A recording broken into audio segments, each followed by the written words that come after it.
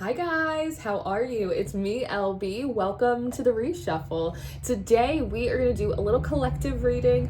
There's something on my spirit that I want to share with you guys. All of these eclipses, all of these retrogrades, they are really starting to burn my toast. And I think you guys are feeling the same way. I don't really know anyone right now that's not feeling like some friction from all the astrology right now. And particularly what I'm picking up on is this antagonistic energy, right? It's part of the kind of chaos of eclipses that's just sort of floating through the ethers, just almost like knocking on doors. I feel like there's like a biblical myth or something about like death, like knocking on doors, like the devil knocking on doors. And it almost reminds me of these old like Irish like folk magic myths about like putting like pennies in your shoes or putting like salt outside your door. It's like these old folk remedies to become like invisible to evil or mischief or ghouls. It's that kind of energy, like painting the blood of the lamb on the front door. I don't know if you want to do that,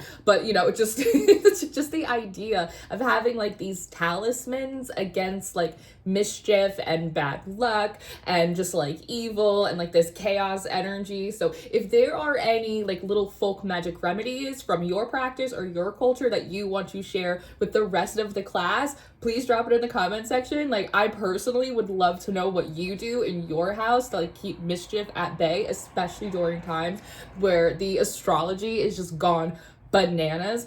But when I started pulling cards, the first one that came out was the fox. It is the divine trickster. But there was something so interesting about the smirk that this fox has today. It really is like rubbing me truthfully very much the wrong way because it reminds me of a crocodile smile. So I feel like a crocodile is wearing like a costume or a mask of like a fox, but then I'm looking at the eyes and they're so golden, they're so piercing, but they almost remind me of like a wolf or a werewolf. So there's something really interesting about this fox spirit, and it says think on your feet. And chaos energy, eclipses, interference, like magic, life, sometimes like we do have to be quite sprightly. We do have to think on our feet, especially during times like this. We really need to keep our wits about us because we are overly reactive, we are overly emotional. Sometimes the chaos of eclipses and just like the general state of the world,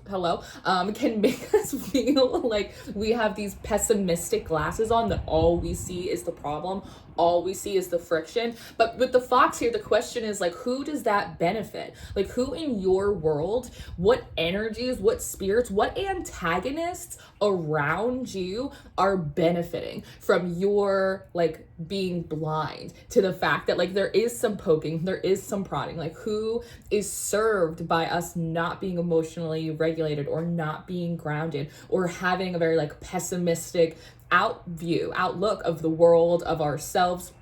And so there's something really interesting about this fox for me coming through, almost like this Frankenstein energy, like this really unsavory collage, this patchwork of these different animal totems, or for you, maybe it's these different people, these different personalities, these different symbols that are coming into like this one hydra of an antagonist, of a boogeyman. So I'm wondering if like there's something, I don't know, just because Virgo is the maiden, and oftentimes in life and in literature, in myth, the maiden is often the one that is like preyed upon, and the maiden represents our naivety, the maiden represents our innocence, the maiden represents the aspects of us that have not been touched or soiled or coveted by someone else. And so I'm wondering, like, with that Virgo being right opposite from Pisces, the mystical, the hidden, and also being such a mutable sign, I also feel like sometimes Pisces energy feels kind of trapped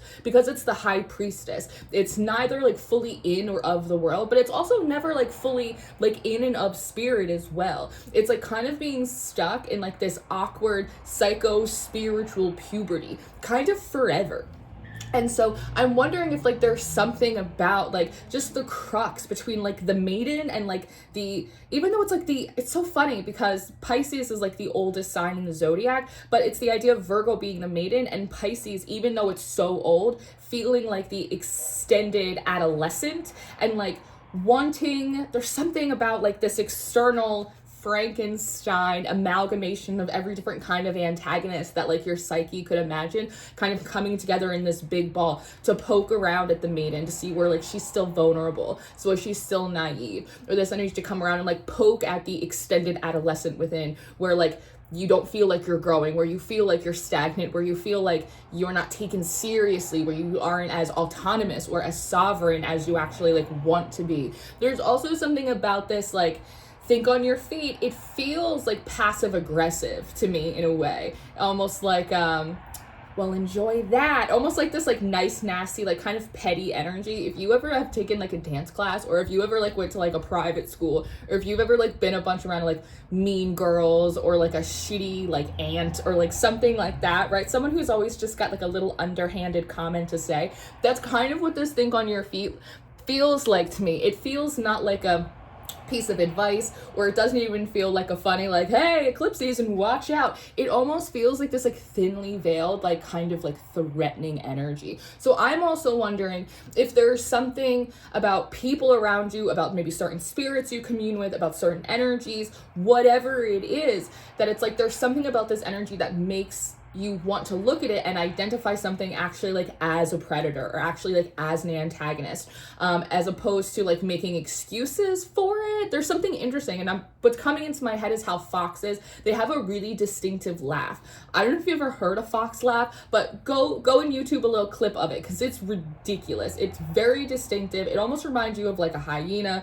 It's like kind of funny, but it's kind of disconcerting. And so I wonder if there's something about someone who has like a very distinct laugh around you, and like that potentially being like an undermining or like an underhanded kind of energy, where again, like just something about needing to like note that a certain person, place, or thing in the environment or that you're interacting with actually doesn't have your best interest at heart, and if anything actually is served or benefited by your lack of independence, by keeping you stagnant, by you being naive.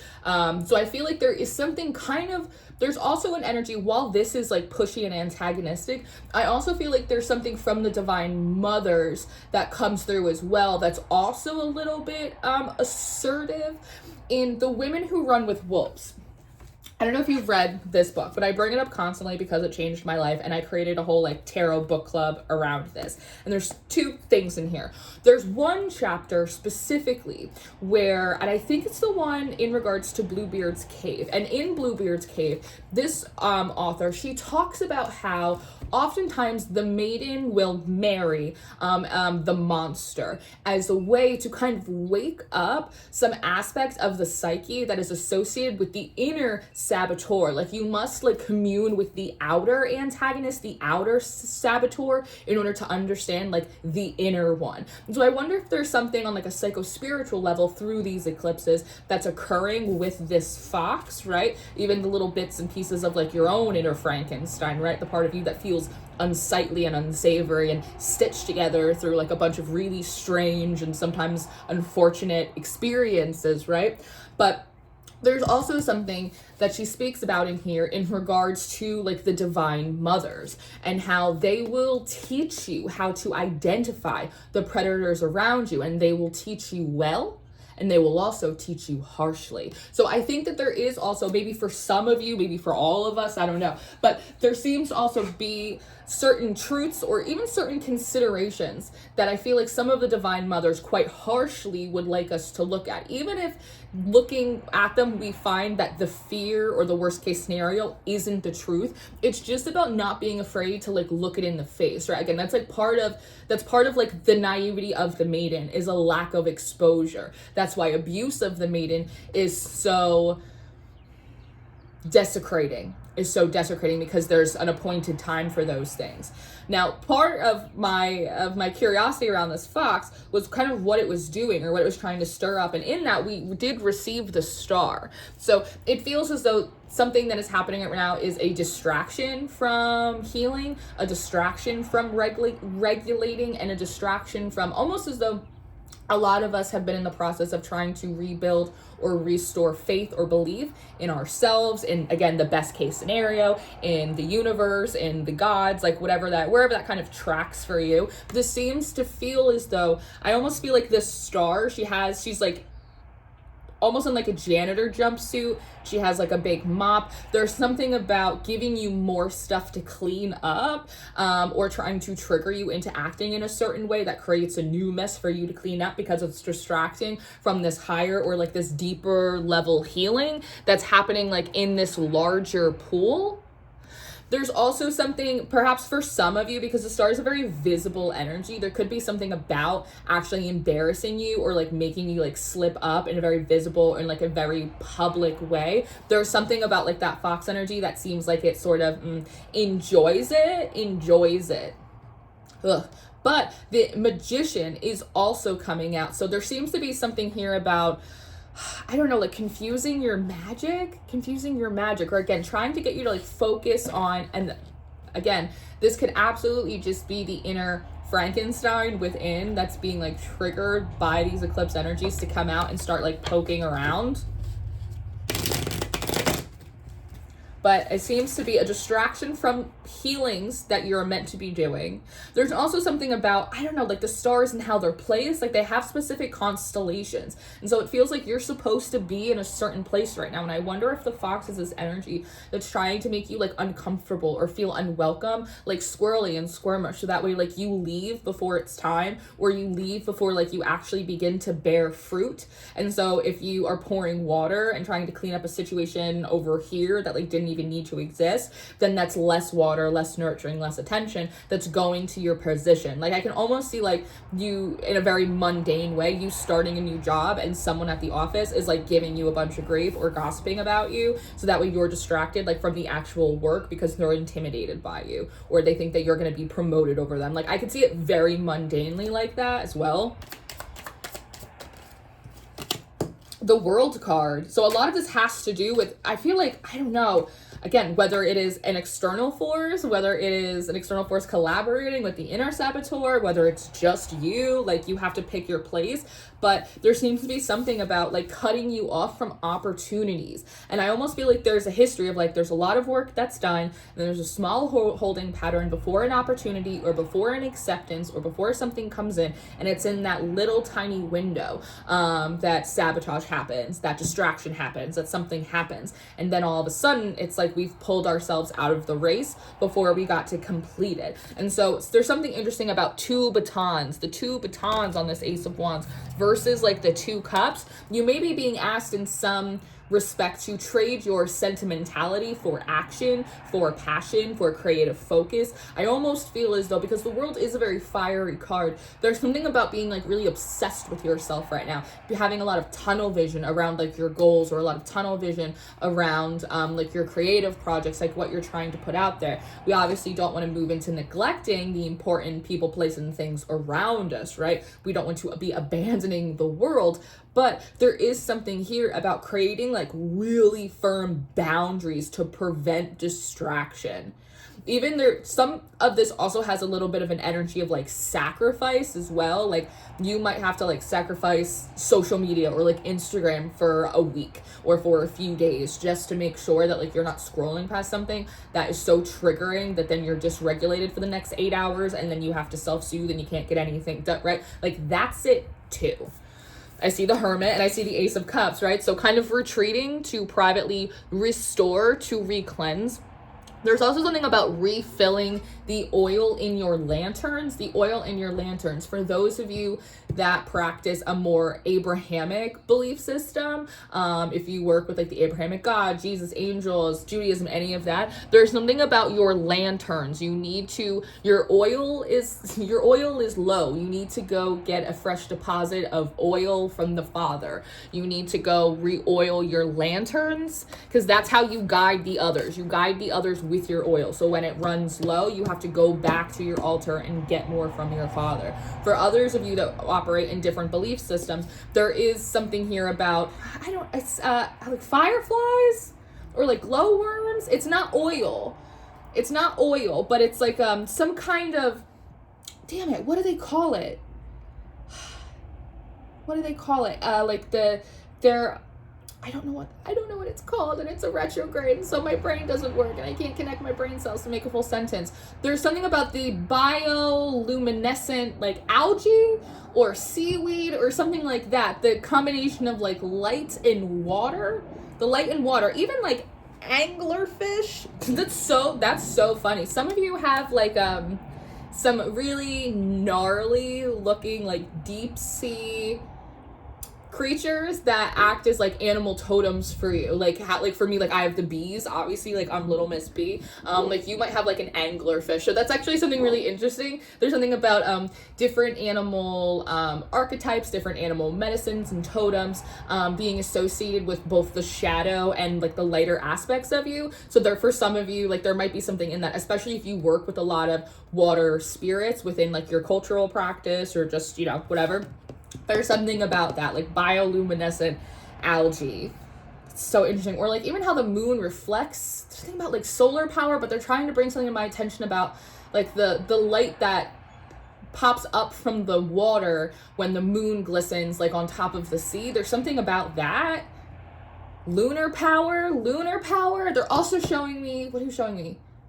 They're showing me Rocket Power, that old cartoon, and they're also showing me Life According to Ginger.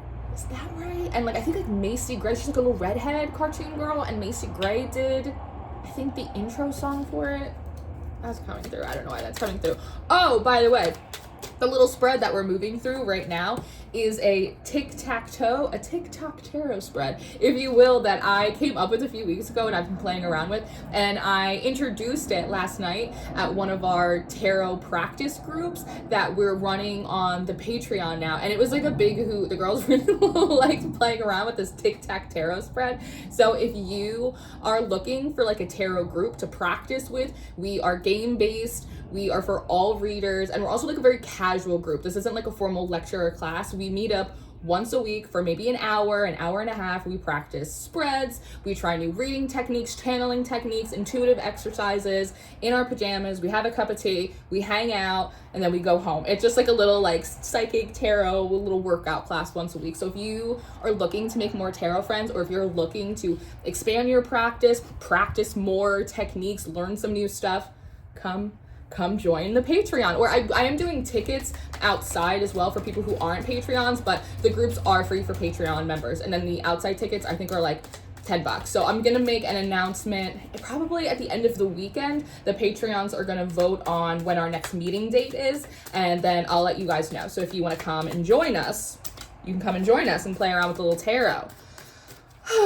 The Six of Cups in reverse. There's something about like you being so accustomed to taking like shitty teachings from like your elders, from your parents, just like so there's such a history of like bad advice. There's such a history of bad advice that I feel like a lot of that has to get like undone. Like there's something about the maiden here having to untangle herself from a lot of bad guidance that was given to her by the distorted feminine or by the shadowy feminine who is like jealous of her. Almost like when your mom's your first bully, or like you know what I mean, when your mom's your first bully, or like your aunt or your sister is like jealous of you. It's like your first introduction to like femininity to women is hostile, which forces you more in like your masculine energy, but without the training that the mothers are supposed to give you about how to identify the predators, how to identify the Bluebeard. So it's like you have to kind of learn on the job in a really gnarly way. You also may find a lot of kinship with the mythology of Medusa. Much to do about nothing. And then the Page of Wands. That's so interesting. So I think if this reading is resonating for you, there's 2 courses of actions that are probably going to serve you best, at least for like the next, like I want to say like the next week or so. It is 1, doing the hermiting, of going in, setting those really fierce boundaries and just hyper focusing. Virgo loves to hyper focusing on whatever it is that like you got to do right now. Your creative projects, work, your relationship, your kids, like whatever it is that's like in your little universe, just lock the fuck in on that. Otherwise, I think if you want to play this game with the much to do about nothing and the Page of Wands, I actually think that you can take a very hyper laissez-faire approach to everything. If chaos is the name of the game, that's fine. I'm fluid. I can roll with the punches. The other access of that is Pisces, baby. A fish knows how to wiggle upstream. That's okay. This laissez-faire and the Page of Wands, they like forfeit responsibility. They forfeit control. They go, I don't care. Things are chaotic anyway. Like, I'll just go have a cocktail with my girlfriend and we'll just talk about what's going on in the White Lotus. Like, I don't care. It's so superficial. It lacks so much depth. You cannot find a fuck to give. It's just like, la la, I don't care. Who, and you're just like, whereas the energy outside wants you to be triggered and reactive and take things so seriously. Take everything as like a personal attack. You just go in like, I don't know, I don't really care. There's something about it that actually will really piss off the fox. So, and I think that actually could be like, I don't know, like vengeance from the maiden. It's just like, I don't know, I'm just a girl. And like, they're actually like playing that and weaponizing that like to your benefit, if only just to frustrate like the energetic or the literal characters around you that want to make everything like so painfully serious, as if like there isn't already serious shit going on. Right? So there is a little bit of that, like, two can play that game, like, as serious as you want to make things, I can make them just as silly. So, like, how do you want to do this? Or you cannot see me at all. So it's like, those are kind of your two choices. You might decide to do like a little bit of both over the course of the next week. Like, you might have like a serious case of the sillies as a way to like counteract this. It actually feels very much like Sagittarius energy, like Jupiter energy. This feels like the fox feels very mercurial, and that's great, but like there's something about, I don't know, like this Saturn and like this Jupiter energy coming in and going, no, this is my stage and I'm gonna dance in it. So I really like that for you guys. So this is what I have probably for like the next week or so. Yeah, yeah. The Four of Swords, take a load off the Hierophant and teach them a lesson and let them dig for nothing. What's that meme? I hope you're hungry for nothing. Nothing. That's a little bit of what this feels like, but I hope that this was helpful for you. I hope that you enjoyed this and this is entertaining and this connected the dots you needed to be connected. Make sure you check out your March monthly readings. You can find them all on Patreon as a member, but you can also rent them individually if you just want the one-off. If you need assistance, I do offer one-on-one readings, so my books are open. And of course, come check us out on Substack, on Instagram. Come join our little tarot groups if you want to have a little fun. And I will see you next time. Goodbye.